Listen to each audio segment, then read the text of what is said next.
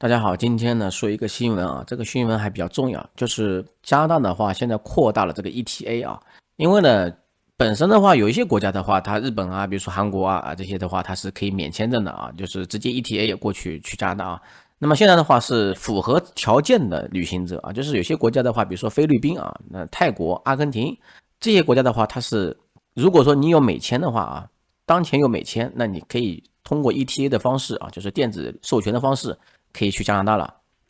这个文章呢，我现在是双语对照的啊。前面的话说了一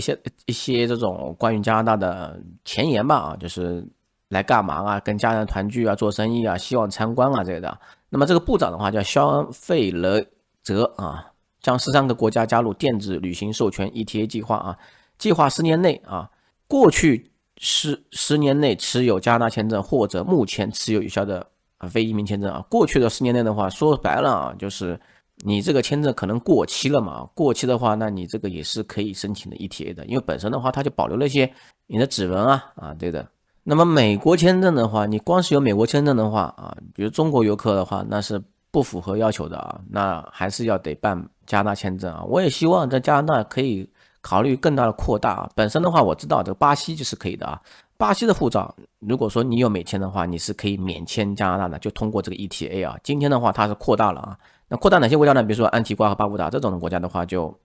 太稀有了啊，太少了这种。那阿根廷人口比较多的啊，人口多的话，比如说泰国人口比较多一些啊。那么主要还是这个南美的国家啊，大部分都是南美国家。就如果说这亚洲的话，就菲律宾跟泰国嘛。菲律宾的话，其实在加拿大的话有很多移民啊。很多人跑到加拿大，而且那个加拿大的话也有不少这种印度移民啊，特别多。那这边印度的话就没开放啊。那如果说印度开放的话，和中国开放的话，其实差不多道理的啊，都是人口太多的大国了。那么这个免签证的 ETA 的话，它一般来说的话，如果美国 ETA 的话，大部分都是就3个月啊。比如说日本人去美国的话，也要申请 ETA 啊，那么有90天可以访问。就这个加拿大的话还比较不错啊，它可以长达6个月的商务和休闲这个的话可以啊。而且进入加拿大的话，现在基本上都没盖章了，甚至连边检都不大会有了啊，因为它有个小程序叫 APP 吧叫 Arrive CAN 这个程序你要先预申请预申请之后，然后你就可以上去了啊。那么首先的话，这个机场的话也会查询你这个人是否是有这个授权或者说允许你过去加拿大。不过呢，这个 ETA 的话有一个条件就是不太符合比如说你乘坐汽车陆地过去轮船过去，不是通过航空的方式进入加拿大的话，那你还是要这个签证。那么如果坐飞机的话，那你就可以坐飞机的话，这个管控比较好管控。那么我在想，会不会这些人如果说到加拿大之后呢，然后通过加拿大，然后再去美国这种滞留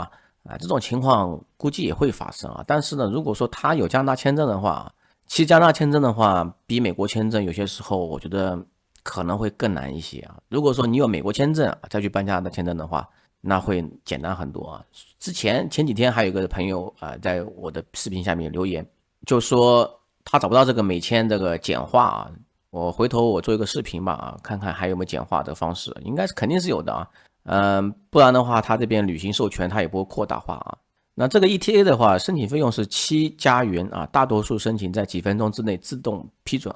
其实美国签证10年签证的话，有个 EVUS 那个说实话，其实也是相当于这个电子授权吧。那么这里的话，它有说明IRCC 将符合条件的巴西人、保加利亚人和罗马尼亚人后面2个我不知道巴西人我是知道的巴西护照是可以享受。他如果有美签的话，就是可以享受直接到加拿大申请个 ETA 就可以了好吧，今天就跟大家讲这个新闻希望这个东西可以扩大化一下。